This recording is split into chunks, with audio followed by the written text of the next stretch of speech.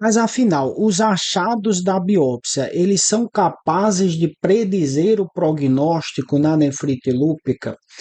Bem, o NIH fez um sistema de classificação capaz de identificar atividade e cronicidade na biópsia do lúpus eritematoso sistêmico, ou seja, na biópsia da nefrite lúpica. O índice de atividade, ele consiste aqui de 6 critérios que a gente observa se estão presentes na biópsia, em que intensidade eles estão presentes. E o índice de cronicidade consiste em 4 achados que nós observamos, a presença e em que intensidade eles estão presentes. Então, nesse sistema de pontuação, nós observamos se o achado de cronicidade e atividade está presente em nenhum dos glomérulos amostrados, e aí vai pontuar 0 em todos, seja ativo ou crônico, se eu não achar, obviamente, a presença daquele achado. Eu vou definir que aquele achado é leve quando está presente em menos de 25% dos glomérulos amostrados. Vou definir que aquele achado é moderado quando está presente em 25 a 50% dos glomérulos amostrados. E vou definir aquele achado como grave quando acometer mais de 50% dos glomérulos da amostra. Perceba que tanto no índice de atividade quanto no índice de cronicidade, a gente sempre pontua 0, 1, 2, 3.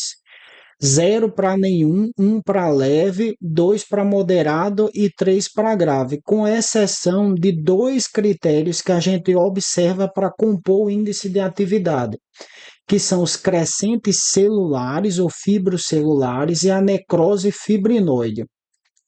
Nesses 2 critérios, a gente pontua o dobro, ou seja, 2 para leve, 4 para moderado e 6 para grave. Por que isso?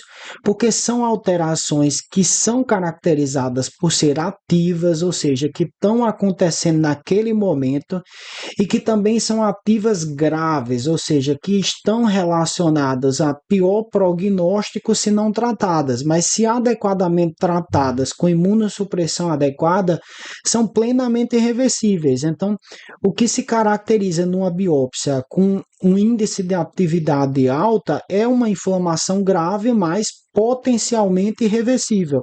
O que se caracteriza por uma biópsia com índice de cronicidade muito alto é danos irreversíveis, que não vai ter resposta a uma terapia imunossupressora. Então, o índice máximo de atividade que nós podemos ter é de 24, somando-se a pontuação máxima aqui, e o índice máximo de cronicidade é 12. Então, naquelas biópsias em que a gente tem muita atividade, ou seja, um índice de atividade ali maior que 2, maior que 4, e pouca cronicidade, ou seja, um índice de cronicidade ali muitas vezes menor que 4, nós vamos considerar que é um paciente que vale muito a pena tratar pelos dados da biópsia. Já aquelas biópsias em que o indivíduo tem pouquíssima atividade, um índice de atividade menor que 2 e um de cronicidade maior que 6, é um paciente que talvez não vale a pena tratar. Por que eu falo talvez? Porque os dados da biópsia nunca devem ser olhados isoladamente. Lembre-se que, como já discutimos, a biópsia é amostral. Você pode ter pegado uma área ali que não era representativa do todo, então ela deve ser sempre interpretada junto com os achados clínicos. Há quanto tempo o paciente tem a apresentação clínica, o paciente está em hemodiálise, qual é o nível de creatinina do paciente, o paciente só tem manifestações renais, tem outras manifestações sistêmicas da doença. Todas essas características clínicas, elas são importantes para você decidir ali se é ou não importante iniciar a terapia imunossupressora. Por exemplo, às vezes era um paciente que vinha em acompanhamento, estava com a taxa de filtração glomerular boa até 30 dias atrás, o complemento estava normal, anti-DNA negativo, e de repente o paciente apresentou uma queda súbita da taxa de filtração glomerular, consumo do complemento, positividade do anti-DNA. Por mais que os dados da biópsia mostrem mais cronicidade, você frequentemente vai suspeitar naquele contexto clínico que possa ter pegado uma área amostral mais comprometida. para cronicidade. Então, isso tem que ser sempre avaliado em conjunto ali com os dados clínicos, laboratoriais, mas que os dados histológicos ajudam muito. Então, nos próximos slides, nós vamos avaliar uma série de lâminas justamente para definir o que seria uma lesão ativa e uma lesão crônica. Então, estas lesões aqui são ativas ou crônicas? Perceba que isto aqui é uma coloração de prata. Porque nós temos a coloração preta ao longo da cápsula de Bowman, ao longo da membrana basal tubular e mesmo aqui na área mesangial. Então, isso caracteriza uma coloração de prata, essa coloração preta nesses territórios. Perceba que o glomêrulo está restrito a esta região aqui. E tem uma estrutura que proliferou fora da área dos capilares glomerulares, ou seja, uma proliferação extracapilar que está levando a colapso do tufo capilar glomerular. E perceba que ela é composta majoritariamente por células.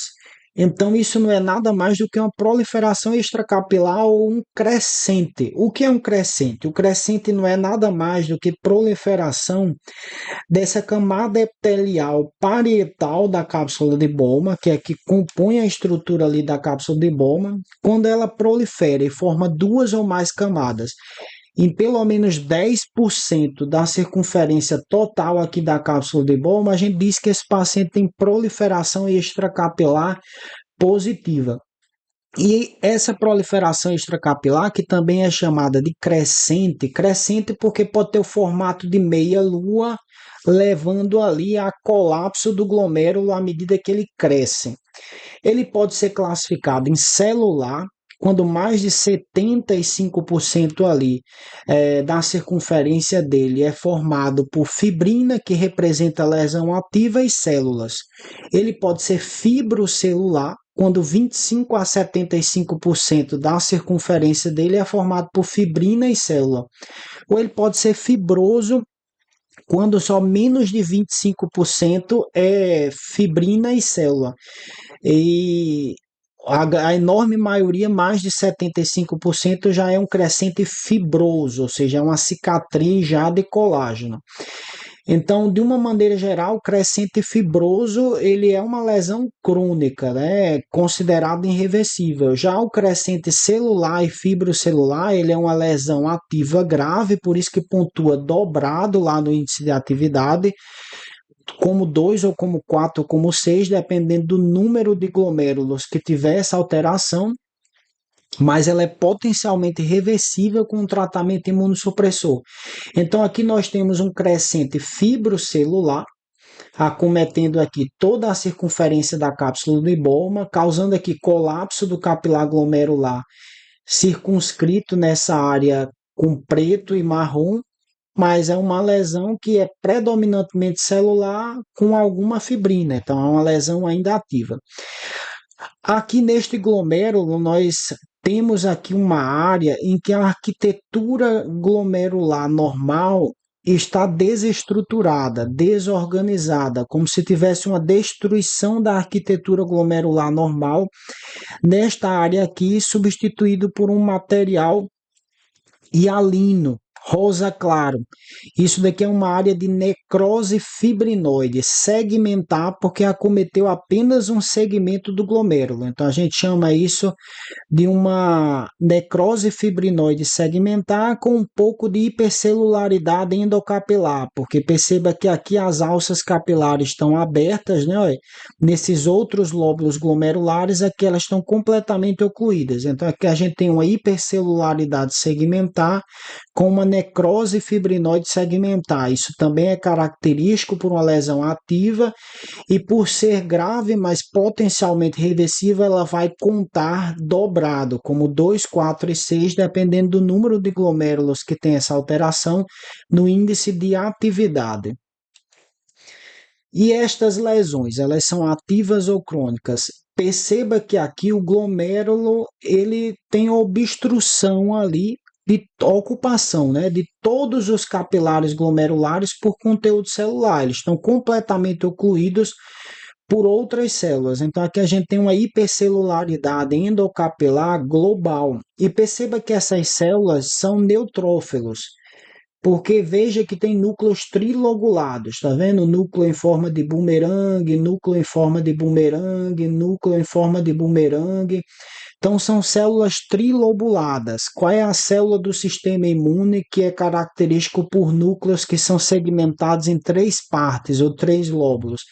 É o neutrófilo. Então, o neutrófilo é uma célula que infiltra precocemente o glomérulo ali no processo de nefrite lúpica ativa. Então, isso daqui indica que é uma lesão bastante ativa. Tanto a hipercelularidade endocapilar global como a presença de neutrófilos e de cariorrex.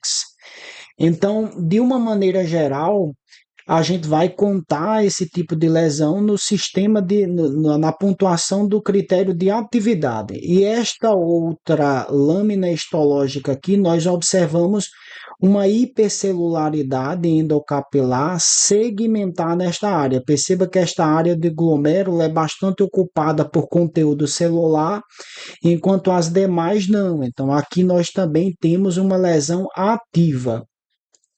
E esta outra lâmina, ela configura uma lesão ativa ou crônica. Primeiro, a gente está diante de um tricrômico de Masson, né? Quando o interstício corado é azul, nós estamos geralmente diante de um tricrômico de Masson, que é geralmente uma coloração observada para a gente detectar tecido cicatricial ali, rico em colágeno, ou seja, quando há bastante cronicidade na biópsia, mas ele tem uma característica peculiar de corar assim de um vermelho bastante vivo e rutilante aqueles depósitos de imunocomplexos. Então perceba que aqui a gente tem trombos hialinos corados por esse vermelho assim bastante rubro e a gente tem vários aqui ao redor de todas as alças capilares glomerulares. Isso não são nada mais do que aqueles depósitos hialinos que nós discutimos antes, vistos na coloração do tricômico de Masson e também trombos hialinos.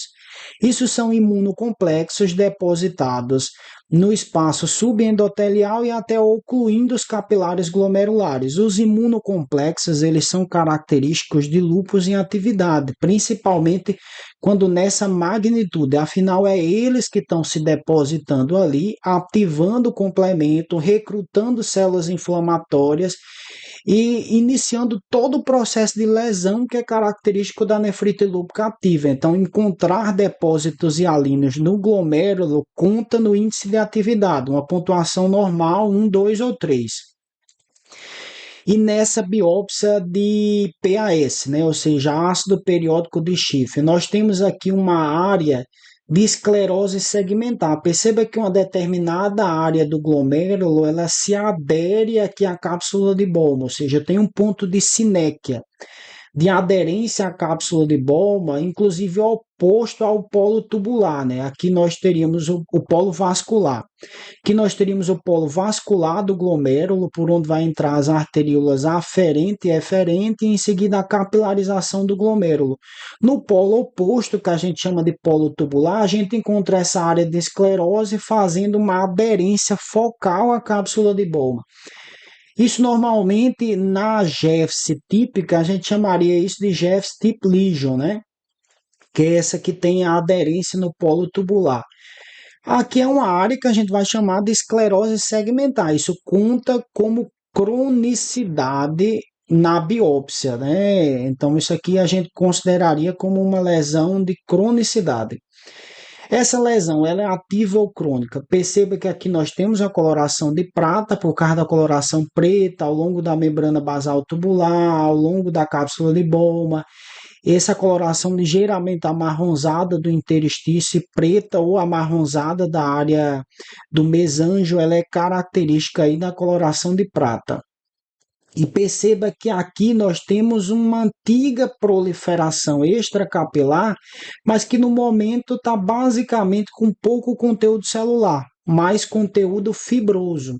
Se você fosse na imunofluorescência fazer uma coloração para a fibrina, veria que ela estaria pouco presente aqui nesse território, que teria mais colágeno. A fibrina seria mais presente em lesões ativas, né? Enquanto o colágeno ele é mais presente em lesões cicatriciais.